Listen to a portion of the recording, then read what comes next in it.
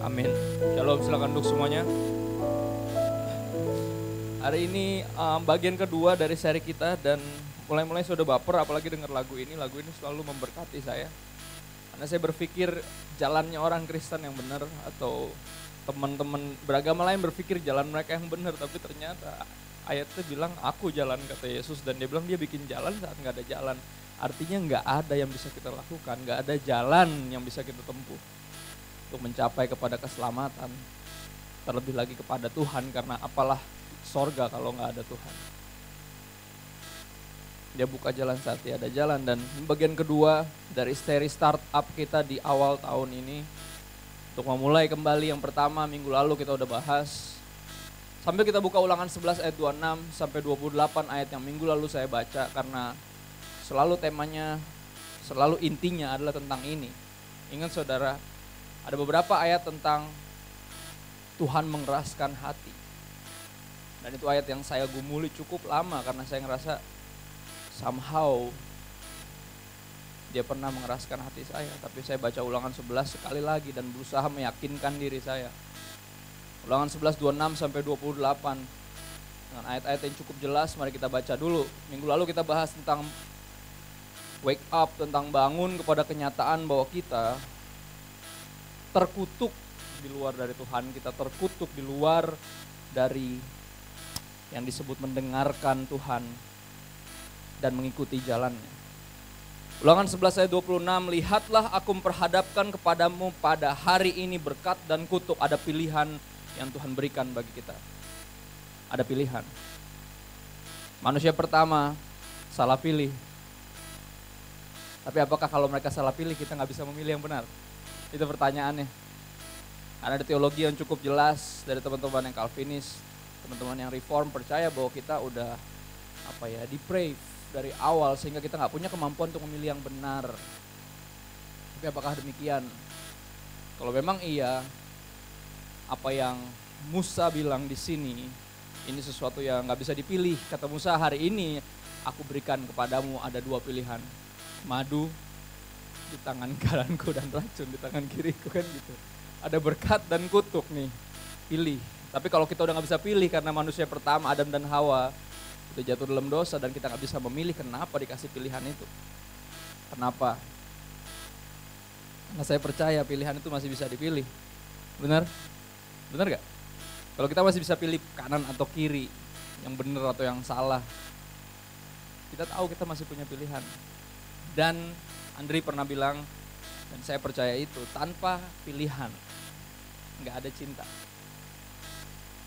Gak ada cinta. Cinta itu bukan sesuatu yang harus atau bisa dipaksakan, tapi itu sebuah pilihan. Dan dalam pilihan kita bisa salah pilih. Tapi kalau salah pilih terus itu namanya udah bukan kesalahan lagi, itu doyan namanya saudara. Lihatlah aku memperhadapkan kepadamu pada hari ini berkat dan kutuk. Berkat apabila kamu mendengarkan perintah Tuhan Allahmu yang kusampaikan kepadamu pada hari ini. This is today, listen up. Setelah move up, setelah bangun kita harus mulai mendengarkan, bukan cuma dengerin, bukan cuma hear tapi listen. Karena ada perbedaan cukup mendasar dari cuma dengar sama mendengarkan. Ayat 28, dan kutuk jika kamu tidak mendengarkan perintah Tuhan Allahmu dan menyimpang dari jalan yang kuperintahkan kepadamu pada hari ini dengan mengikuti Allah lain yang tidak kamu kenal, mengikuti berhalamu sendiri atau mengikuti raja atas hidupmu sendiri. Perenungan minggu ini cukup menarik, saya bikin pemuritan sekali lagi untuk 12 orang atau lebih. Dan hari ini pas banget kata-kata Yesus adalah tentang manusia hidup bukan cuma dari roti saja, tapi dari setiap firman yang keluar dari mulut Tuhan. Dan inilah yang saya renungkan seminggu ini. Plus khotbah hari ini judulnya tentang ini, tentang firman. Apa sih firman Tuhan buat kita? Karena buat Yesus firman Tuhan lebih dari makanan buat jasmaninya dia. Itu yang Yesus bilang. Manusia hidup bukan cuma dari roti doang. Kasarnya Yesus bilang gini, mendingan gue gak makan daripada gue gak dengerin Tuhan. Itu maksud Yesus. Buat Yesus firman Tuhan posisinya tinggi. Bahkan lebih tinggi dari makanan buat jasmaninya dia. Yang udah kelaparan pastinya 40 hari dia gak makan. Dan lebih jauh lagi, pencobaan pertama datang sebagai tentang Iblis mancing, kalau emang lo anaknya Tuhan, kalau emang lo anak Allah, coba dong, kan udah boleh makan nih, puasanya udah beres kan. Coba deh ubah batu ini jadi roti. Nanti saya akan bahas kenapa kita jatuh dalam dosa sedangkan Yesus enggak. Satu hal yang menarik dan sebenarnya iya banget, karena ini membawa saya untuk merenungkan. Karena ini bukan tentang masalah kita bisa atau enggak sebagai anak Tuhan, tapi pertanyaannya kita nunduk sama siapa? Nunduk sama siapa? Karena di situ Yesus udah jelas. Yesus nggak kayak, oh gua anaknya dong, oh bisa lah kalau cuma batu doang jadi roti. Yesus nggak kepancing ke situ. Karena setan selalu mancing kita ke sana. Yesus nggak kepancing, Yesus langsung bilang manusia nggak hidup cuma dari roti doang, tapi dari setiap firman yang keluar dari mulut Tuhan. Jadi gue nggak bakal dengerin lo. Secara gampang bahasanya maksudnya itu. Kalaupun gue lapar, gue nggak bakal dengerin lo. Lu nyuruh gue bawa batu jadi roti, gue nggak bakal dengerin suruhan lo sama sekali.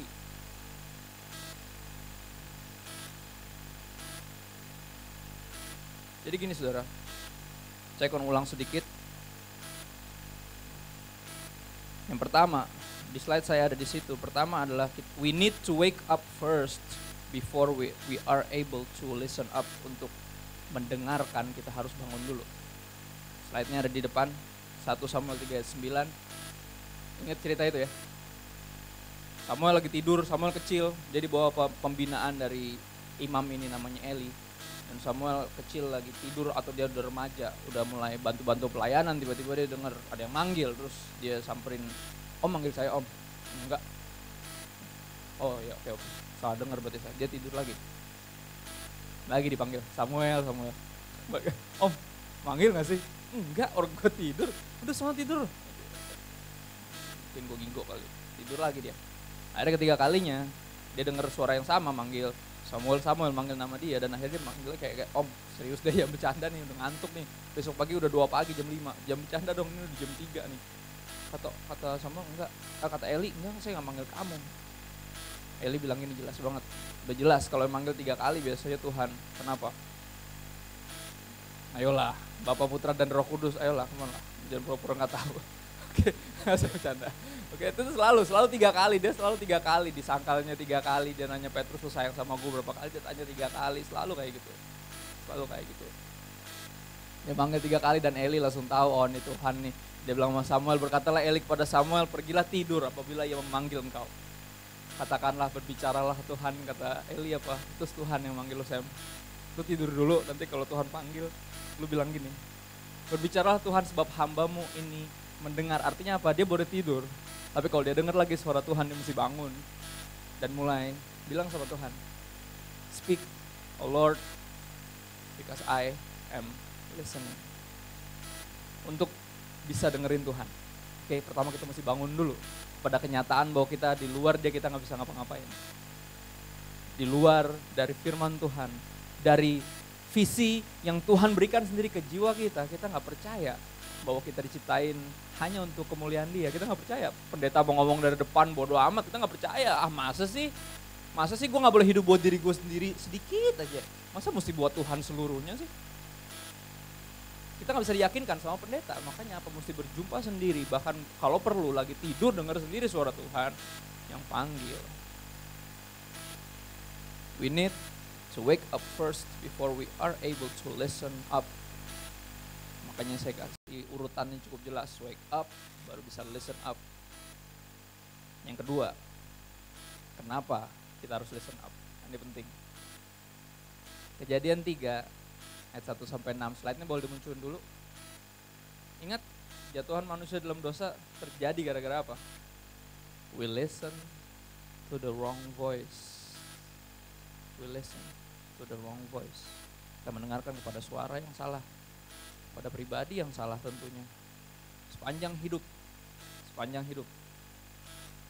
kita lebih banyak dengerin suara orang, suara setan, suara orang yang kayak setan, suara setan yang kayak orang. Saudara mesti ngerti, suara setan yang kayak orang ada, saudara. Suara hati kita sama suara setan 11-12. Pada awalnya dulu ada 3 suara. Suara hati kita, suara iblis, sama suara Tuhan. Tapi sepanjang hidup kita, lama-lama kita ngerasa kok kayak cuma tinggal 2 suara ya. 1 suara lagi kemana? Cuma ada suara Tuhan dan ada suara satu lagi yang kita pikir itu suara hati kita. Dan ternyata itu suara iblis dan suara hati kita yang berbunyi unisound. Atau unisound. Suara satu. Satu suara. Suaranya sama.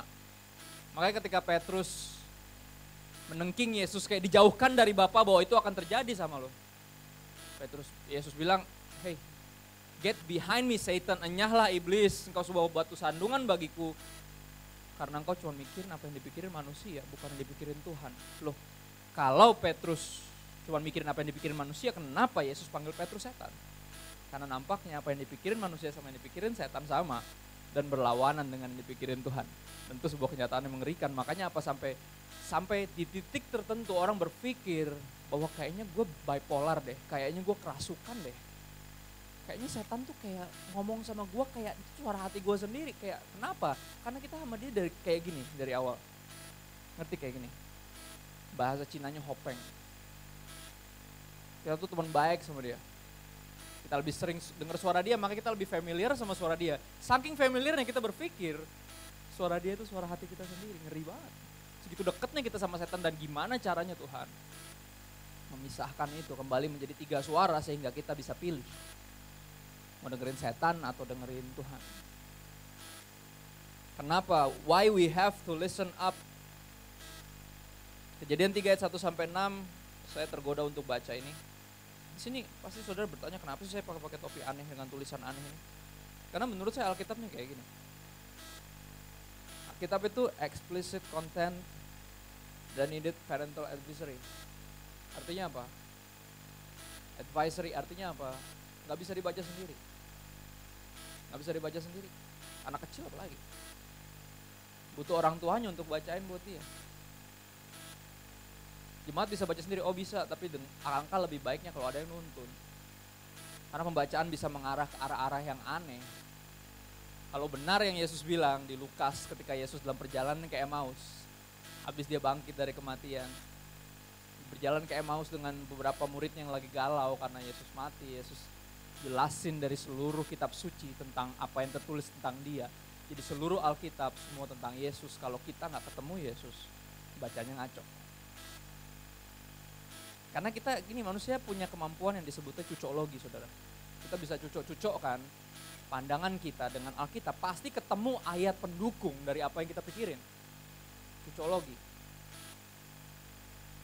Dan itu bahayanya kita bisa nyari apapun untuk mendukung kita. Jadi kita comot yang kita suka doang. Saudara mesti ngerti. Kalau saya cuma pilih ayat-ayat yang saya suka di Alkitab, Alkitab saya nggak akan setebel ini saudara. Mungkin akan jadi buklet ukuran A4 lipat 4 mungkin, karena isi ayat-ayat emas aja yang saya suka doang, dan yang kayak gitu nggak akan memberikan kekuatan. Karena Yesus menjelaskan dari seluruh kitab suci, artinya seluruh kitab suci kita harus bisa berjumpa sama Yesus, berjumpa sama Tuhan. Kalau nggak ngaco, orang yang nggak berjumpa sama Tuhan berjumpa sama hawa nafsunya sendiri. Ingat iblis aja pakai ayat kok ketika mencobai Yesus di padang gurun, jangan pernah lupa. Ada ayatnya bukan artinya. Bukan artinya. Itu benar. Apalagi kalau nggak ada ayatnya. Ngerti maksudnya? Ada ayatnya aja belum tentu benar, apalagi nggak ada. Apalagi nggak ada. Kejadian 3 ayat 1-6. Kita baca di depan, boleh munculin aja. Biar bisa baca bareng-bareng. Karena ini urutannya saudara mungkin udah ngerti banget cerita ini, tapi kita baca aja. Adapun ular ialah yang paling cerdik dari segala binatang di darat, yang dijadikan oleh Tuhan Allah. Ular itu berkata kepada perempuan itu, tentulah Allah berfirman. Lihat gak? Semua dimulai dari mana? Setan ngomong. Ingat, penciptaan dimulai, kehidupan dimulai, alam semesta dimulai dengan Tuhan ngomong. Tapi berantakan dimulai dari setan ngomong. Tapi sebenarnya gak bakal berantakan kalau dia ngomong terus kita gak dengerin, bener gak? Iya dong. Jadi bikin berantakan siapa? Setan. Sebenarnya kita yang bikin berantakan. Pada hari ini aku perhadapkan kepadamu berkat dan kutuk. Ada pilihan, mau dengerin suara Tuhan atau dengerin suara setan. Ular itu berkata kepada perempuan itu, tentulah Allah berfirman, semua pohon dalam taman ini jangan kamu makan buahnya. Lihat gak? Ular akan selalu datang dengan mancing orang untuk berdebat.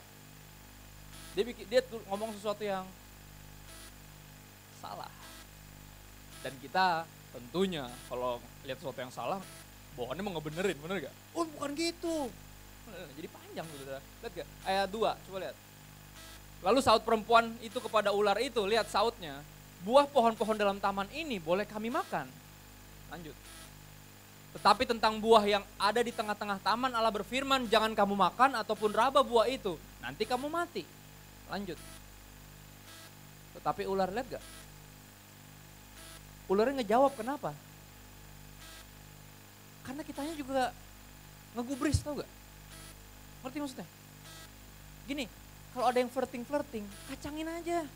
Ngerti maksudnya? Ayo yang married, mana yang udah married? Ayo kalau ada yang flirting, kalau ada yang ganjen, gak usah digubris. Ih, udah punya anak 2, ya ampun gak kelihatan ya. Oh ya iyalah saya kan nge-gym, gak usah digubris dibilangin, malah dijawab. Tahu nggak saya nge-gym di mana? Saya tiap hari lari pagi. Dijawab. Oh nge-gym di sini. Saya juga udah mau daftar terus sebentar oh masuk aja, dipanjangin sampai akhirnya nanya nomor dikasih, ya kan? Nggak usah digubris. Itu problem kita. Kenapa sok-sok ngejelasin? Setan juga udah tahu. Bukankah kan gitu dia mancing-mancing kok. Dijelasin lagi. Aduh, semuanya boleh dimakan kecuali yang ini. Dipegang aja nggak boleh, makanya jadi tambah-tambahin biar lebih meyakinkan, karena kalau nggak ada tambahannya kurang meyakinkan. Manusia suka gitu, suka lebay, suka nambah-nambahin karena kayaknya, ya kan, terorisnya cuma berapa, dibilangnya ada yang lari lah, bawa senapan, pakai motor trail, kemana, padahal kagak ada semuanya. Tiba-tiba ada satpam yang mati, nggak tahu nggak ada juga, kayak yang mana yang bener nih, kayak kalau nggak ada bumbu nggak yakin gitu orang kayaknya. Ularnya ngomong lagi, kenapa? Karena digubris, makanya jadi panjang perbincangannya. Tetapi ular itu berkata kepada perempuan itu, sekali-kali kamu tidak akan mati. Dia kasih tahu yang benar. Secara fisik emang gak langsung mati. Lihat deh, karena iblis akan selalu ngomongin yang fisik, saudara. Dia akan menolak untuk ngomongin yang spiritual, karena dia tahu. Kalau manusia dengerin dia, secara spiritual akan rusak. Iblis udah gak punya senjata, karena dia makhluk spiritual. Senjatanya apa? Sesuatu yang spiritual, makanya apa? Dia selalu berusaha meyakinkan kita. Aduh, kalau lu gak nyolong lu bisa mati bro. Pikir dong. Kalau gak minjem duit, aduh bisa malu, pikir dong. Dia selalu bawa kita untuk memikirkan hal yang duniawi. Karena ketika kita mulai mikir hal yang spiritual, kita langsung tahu, oh mesti gue gak dengerin setan. Mesti gue dengerin Tuhan, lihat gak? Tapi dia mulai membuat kita berpikir, memikirkan kekhawatiran kita sendiri. Selama kita masih dalam daging ini, akan ada alasan untuk khawatir. Dan iblis selalu pakai itu. Makanya Tuhan dengan firman-Nya terus menerus berkata, jangan kamu khawatir, fear not, don't be afraid. Ayat berikutnya. Tetapi Allah mengetahui bahwa pada waktu kamu memakannya, matamu akan terbuka. Dia kasih tahu nih yang bener nih. Oh gak bakal mati secara fisik. Matamu akan terbuka dan kamu akan menjadi seperti Allah, tahu tentang yang baik dan yang jahat. Benar gak yang setan bilang? Benar. Tapi gak sepenuhnya benar. Dia ngomongin tentang kematian fisik. Tapi yang Tuhan bilang bahwa kalau lu makan buah ini lu pasti mati. Itu kematian secara rohani dan juga nantinya secara fisik. Berikutnya. Perempuan itu melihat, lihat nih. Karena perbincangan dipanjangin. Lihat gak? Kita mulai merenungkan apa yang setan bilang. Lihat gak? Perempuan itu melihat bahwa buah itu baik untuk dimakan dan sedap kelihatannya. Lihat, dia mulai memikirkan ulang untuk makan. Padahal pertama dia udah yakin banget, dia sampai ngejelasin secara teologis kepada setan ini. Atau kepada ular ini, dia gak tahu ini setan. Saudara sering mesti mulai ngeh bahwa ini setan atau bukan. Ini kan ketika ada yang udah mulai goda-godain ini kan. Ih, kak anaknya dua aja kan gak kelihatan kak. Udah mesti tahu, oh iblis nih. Mesti dilawan langsung cepet. Masih pakai lama. Dia mulai merenungkan. Lagi pula pohon itu menarik hati karena memberi pengertian, lihat gak? Dia tahu dari mana pohon itu memberi pengertian? Dari setan. Lihat gak dia merenungkan apa? Merenungkan hawa nafsunya dikombinasi dengan merenungkan yang paling berbahaya, yaitu penjelasan dari iblis. Karena keduanya nampaknya Nyambung banget. Kayaknya masuk akal banget. Kena banget di hati. Lihat gak? Kena banget di hati. Makanya firman Tuhan gak ada yang kena di hati. Karena kita lebih sering ngerenungin yang kita mau dan yang iblis bilang, itu dia problem kita terletak di sana. Why we have to listen up? Because kita udah pernah nggak listen up, kita udah pernah mendengarkan iblis. Dan apa yang terjadi? Apa yang terjadi? Jatuh dalam dosa sampai sekarang. Makanya semua penderitaan terjadi karena apa? Ketidaktaatan yang satu itu yang pertama, untuk lebih dengerin iblis daripada dengerin Tuhan. Lalu ia mengambil dari buahnya, lihat gak? Akhirnya apa saudara? Kalau direnung-renungkan lama-lama pasti dilakukan juga. Lalu ia mengambil dari buahnya dan dimakannya dan diberikannya juga kepada suaminya yang bersama-sama dengan dia, dan suaminya pun memakannya. Lihat, dosa itu nular saudara, ketidaktaatan itu nular dan ketaatan juga. Kalau kita gak taat sama Tuhan, anak kita juga pasti gak taat sama Tuhan. Sejak kapan kita berpikir buah yang baik akan jatuh dari pohon yang ngaco?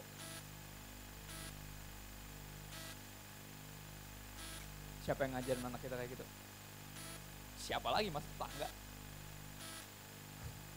Siapa lagi kalau bukan kita?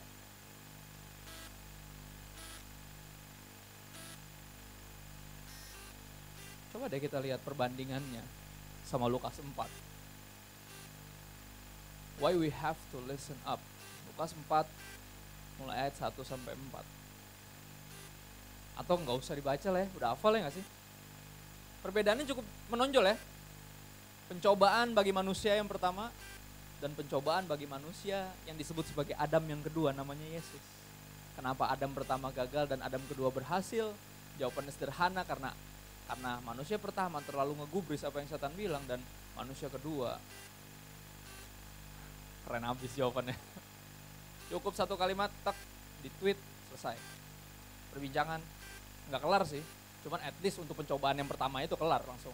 Setannya gak ngomong lagi. Lukas 4. Gak apa, dibuka aja deh biar pada yakin.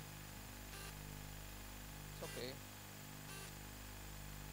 Mulai ayat 1, Yesus yang penuh dengan Roh Kudus kembali dari sungai Yordan, lalu dibawa oleh Roh Kudus ke padang gurun. Di situ ia tinggal 40 hari lamanya dan dicobai iblis.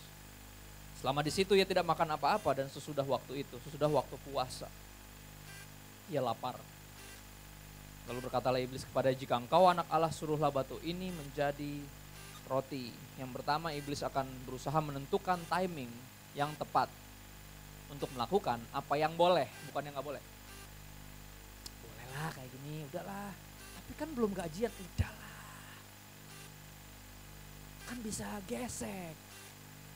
Nanti aja sih, kan bisa nyicil. Udah lantar juga kita jadi merit. Udahlah. Gak apa-apa lah. Gak apa-apa gimana. Kan sama-sama suka. Kan gak ada yang maksa. Kan gak ada siapa-siapa. Selalu gitu. Dosa itu selalu hanya mempercepat waktunya Tuhan, dan iblis paling jago. Tapi di sini Yesus menarik banget, walaupun udah saatnya berbuka bagi padang gurun dan sekitarnya. Yesus gak mau dengerin iblis. Pasti lapar ya, 40 hari, udah kelar puasanya, udah boleh makan bro. Coba kalau lu beneran anak Allah, ubah batu ini jadi roti. Bisa gak? Kan gitu. Orang kalau denger bisa gak langsung kepancing, bisa lah. Segala kuasa di surga dan di bumi telah diberikan kepadaku. Kalau cuma buat ngubah batu jadi roti mah kecil. Ya, tapi Yesus kagak kepancing saudara, ini dia. Kita tuh kepancing, memperpanjang perbincangan.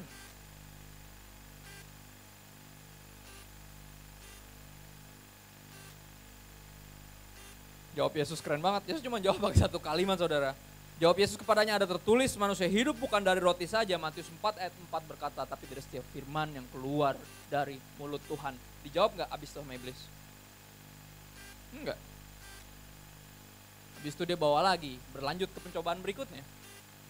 Dia gak ngejawab, kenapa? Karena Yesus gak ngegubris.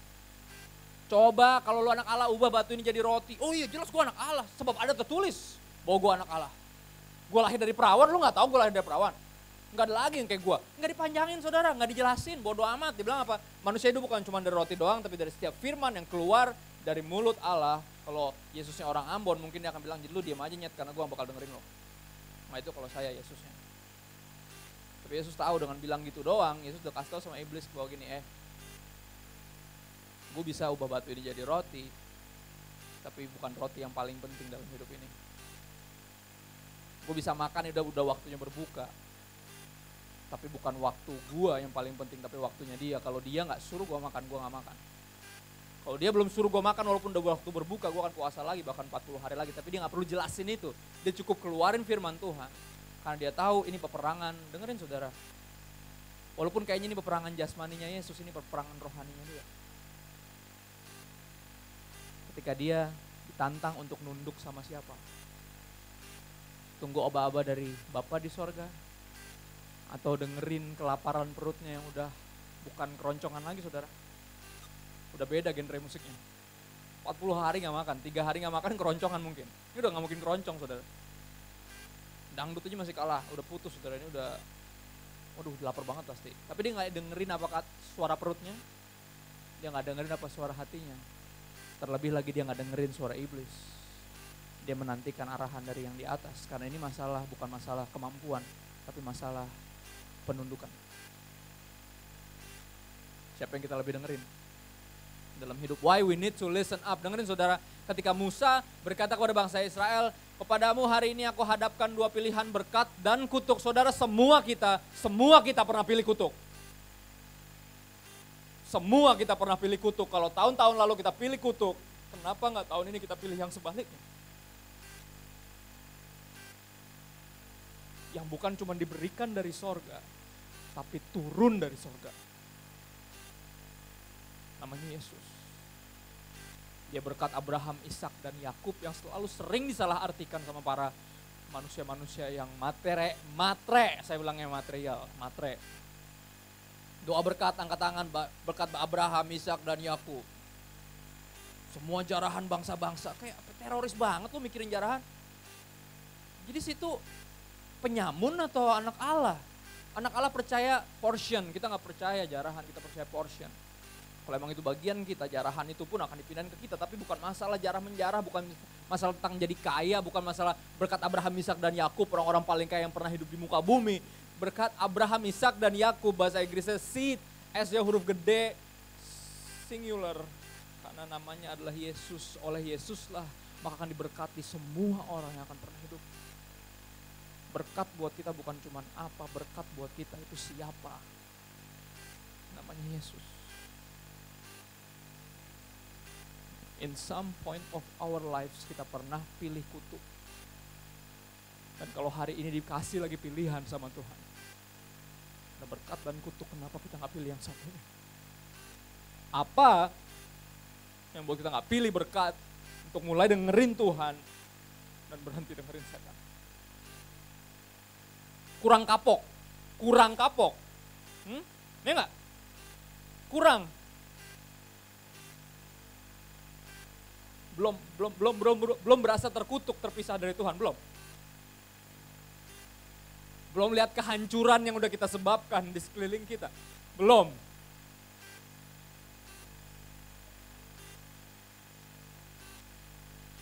Gak tahu saya. Kadang saya heran sama manusia. Kalau kata orang Jawa bilang gitu, kapokmu kapan?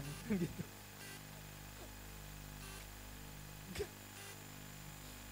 Gak usah dipertimbang-timbangin. Hawa pertimbangkan, aduh kayaknya enak deh kelihatannya. Terus kayaknya asik, kata setan bisa memberi pengertian, enak banget. Gak usah dipertimbangkan kata-kata iblis.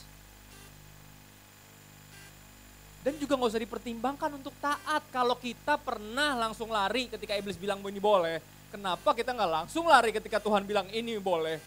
Kenapa kita gak langsung taat ketika Tuhan bilang ini gak boleh? Kenapa kalau kata-kata iblis kita renungkan dan kata-kata Tuhan kita cuekin? Mengenai dosa, nggak usah direnungkan. Langsung hentikan. Langsung hindari. Jangan lakukan. Mengenai ketaatan, langsung dengarkan dan langsung lakukan. Kenapa bikin dosa bisa langsung dan taat, itu pertimbangan. Untuk menyatakan kerusakan kita, tapi lagi lagu tadi menenangkan hati saya dari pengen marah-marah hari ini. Dia buka jalan, saya tiada jalan. Kita udah terlalu busuk sampai ke dalam inti dari jiwa kita, tapi dia tetap bisa selamatin kita. Asuransi jiwa yang sejati namanya Yesus. Dia doang yang bisa sembuhin orang yang bahkan yang sakit jiwa sekalipun. Dia tabib segala tabib, apa yang gak bisa dia sembuhin? Apa yang gak bisa?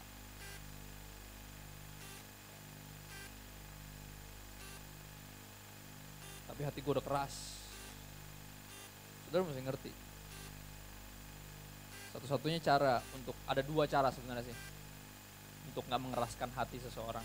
Atau membuat seorang hatinya gak keras. Yang satu, disayang sehingga hatinya yang kayak es batu meleleh. Atau satu lagi es batu, caranya untuk bikin cair satu lagi, digetok. Ya.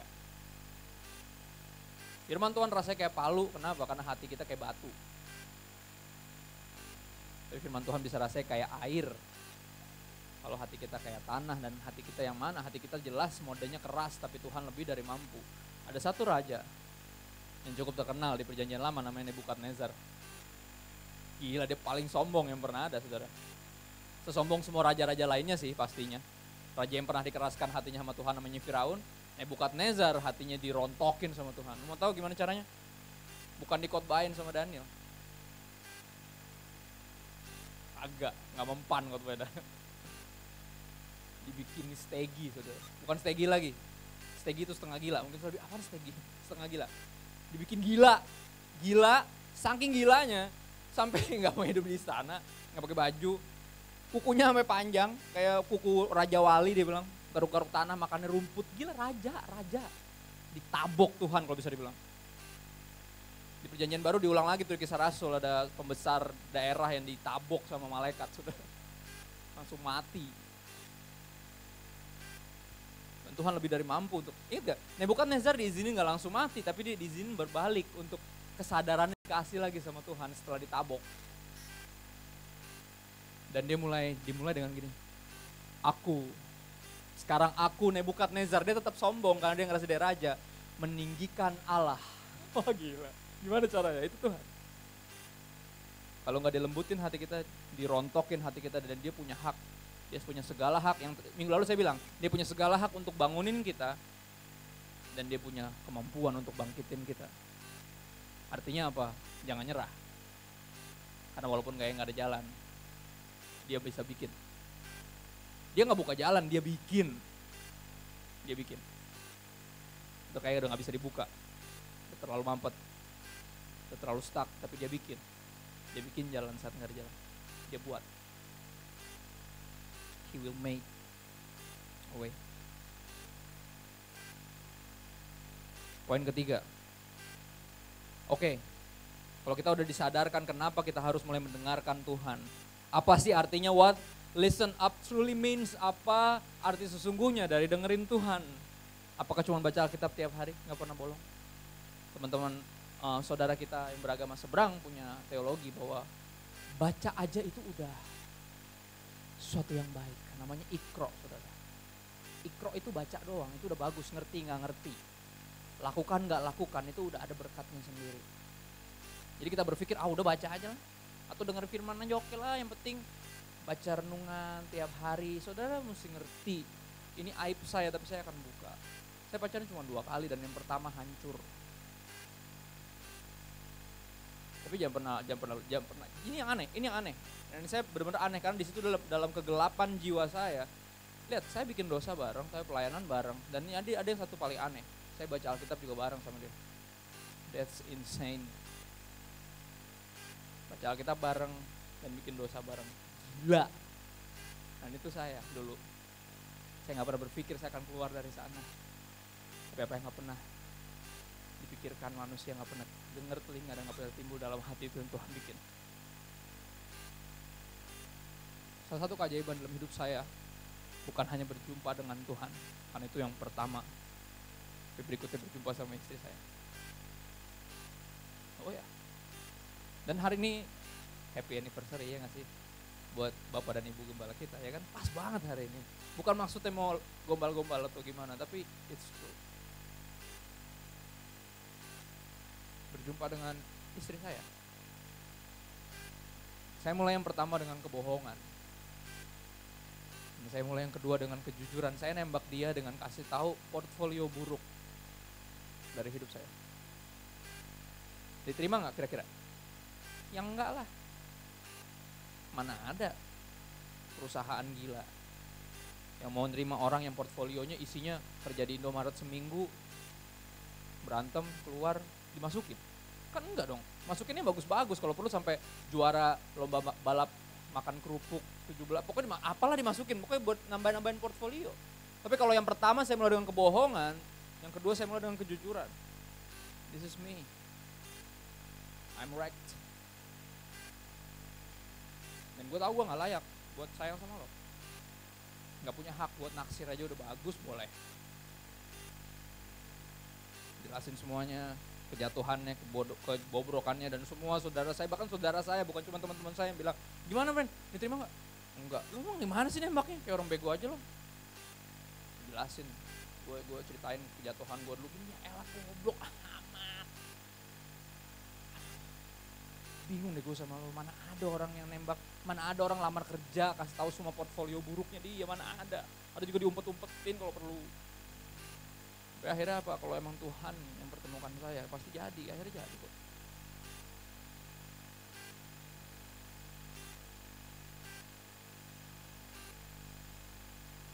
Tapi semua dimulai dari apa? Dimulai dari melakukan yang berbeda. Kalau ini yang kita tahu tentang cara memulai bisnis, itu yang dulu. Kalau udah tahu kebenaran firman, ya mulai lakukan kebenaran firman, jangan lakukan yang satunya lagi. Saatnya mulai taat. Kalau emang pernah nggak taat, apa kurang?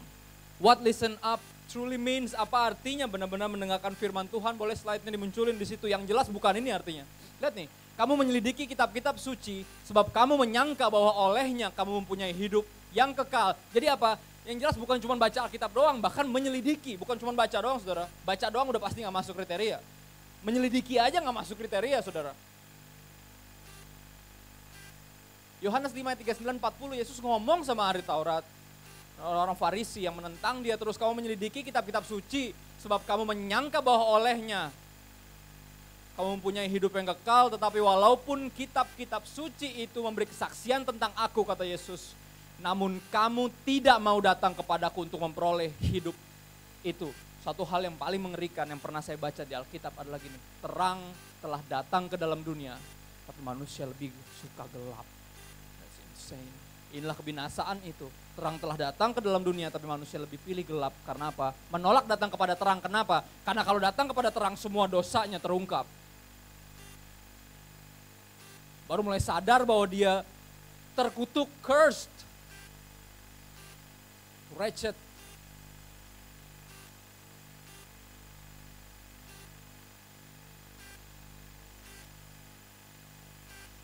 What listen up truly means, jelas bukan ini. Bukan cuma baca Alkitab, menyelidikinya atau bahkan mungkin tahu dan benar pandangan-pandangannya secara teologis terhadap isu-isu doktrinal, bodoh amat.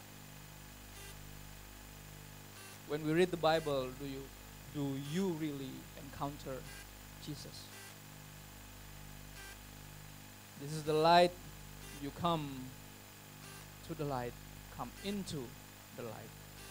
Dan biarkan seluruh sudut dari hati yang gelap ini diterangi sama firman. Diterangi sama sang terang yaitu Yesus. Apa artinya? What listen up truly means, Yohanes 15 ayat 5-7. Coba buka deh. Saya akan ulang-ulang ini karena ini ayat sangat memberkati saya dan membuat saya mengerti bahwa ini bukan cuma tentang dibaca, diperdebatkan, diperbincangkan, di Bible study-kan, bukan. Gak cuma gitu doang. Yohanes 15 ayat 5 dibilang kayak gini. Akulah pokok anggur dan kamulah ranting-rantingnya, barang siapa tinggal di dalam aku dan aku dalam dia. Garisin kata-kata itu, tinggal dalam aku dan aku dalam dia. Ia berbuah banyak sebab cukup jelas di luar aku kamu tidak dapat berbuat apa-apa. Gak ada start up di luar dari wake up, apalagi di luar dari listen up, karena yang penting adalah up, yang penting adalah dia. Wake up, start up, listen up.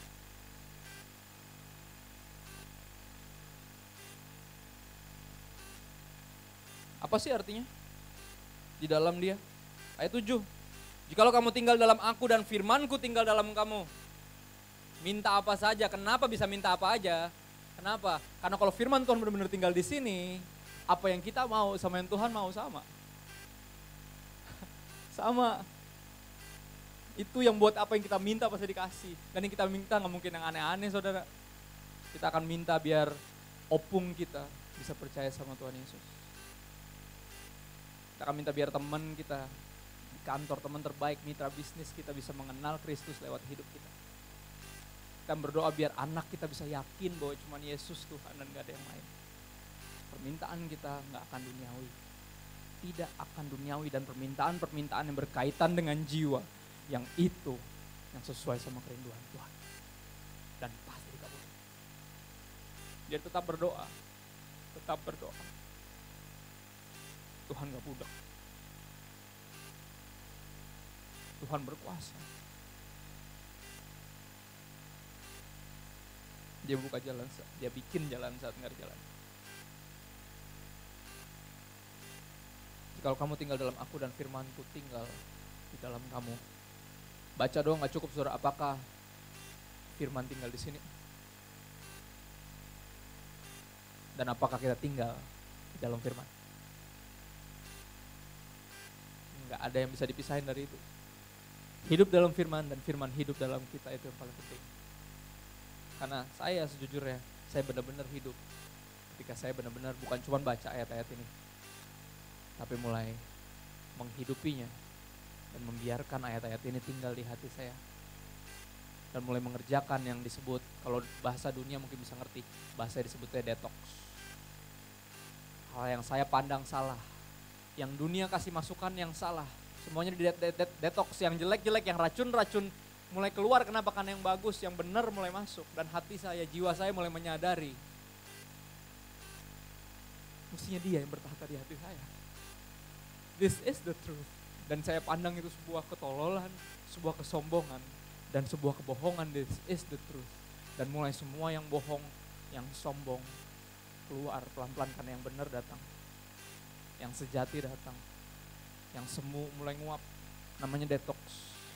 Hidup dalam firman itu kayak gitu, pemuritan itu kayak gitu. Gak ada pemuritan di luar dari firman. Ya, kalau cuma baca Alkitab doang itu bukan pemuritan. The benefits of listen up. Ada 4 keuntungan, atau lebih tepatnya 3 keuntungan.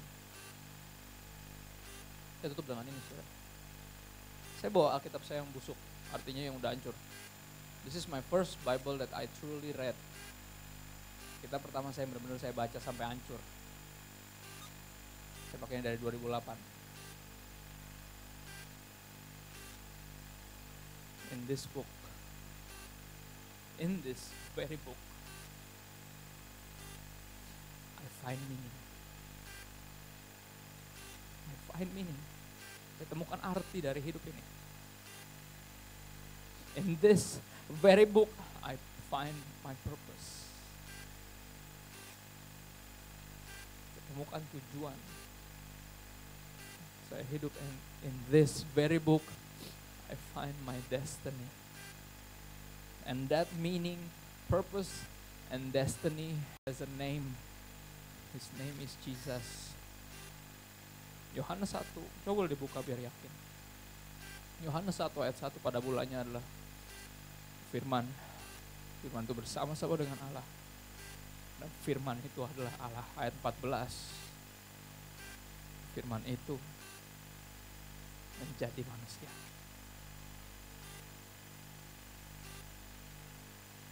We found meaning, purpose, and destiny in Jesus. Jangan pernah lupa kenapa mesti listen up, because this book, this old book, The word of God pernah jadi manusia. Hidup sempurna ngatin hidup kita yang berantakan, mati sebagai tumbal. Buat bayar kita, sehingga kita gak perlu binasa. Dan 3 hari kemudian dia bangkit dari kematian. Menunjukkan kepada kita kalau dia bangkit, artinya kita juga bisa bangkit. Dan dia naik ke sorga, bukan cuma siapin sorga, tapi dia kirim Roh Kudus untuk tinggal di hati kita, untuk siapin kita, biar bisa ke sana. Gini, kalau udah sering baca Alkitab dan gak ada perubahan, saudara berdoa, biar Roh Kudus yang di hati kita menerangi semua yang kita masukin ke hati.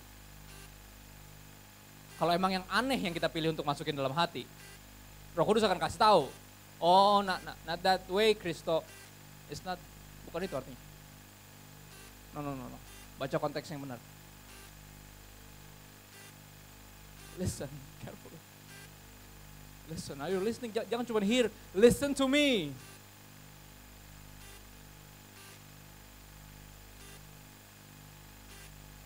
In the Bible we find meaning, purpose, and destiny. And His name is Jesus. Listen up. Pada hari ini, memperhadapkan kepadamu berkat dan kutuk, saudara.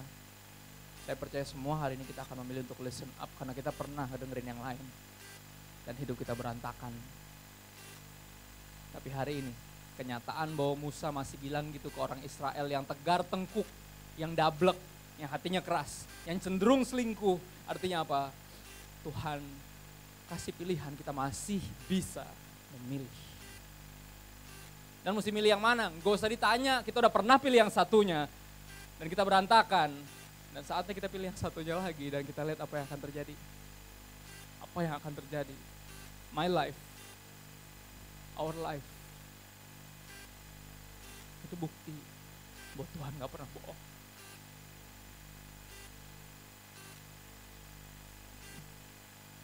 Bahwa dia mampu buat jalan saat gak ada jalan. Dia bisa ngerubah. Sampai sekarang saya masih dirubah, saudara, untuk jadi orang yang bukan cuma lebih baik, tapi lebih Kristen, lebih mirip Yesus. Semua kita masih terus diubah. Soak yourself with His words. Listen up, listen.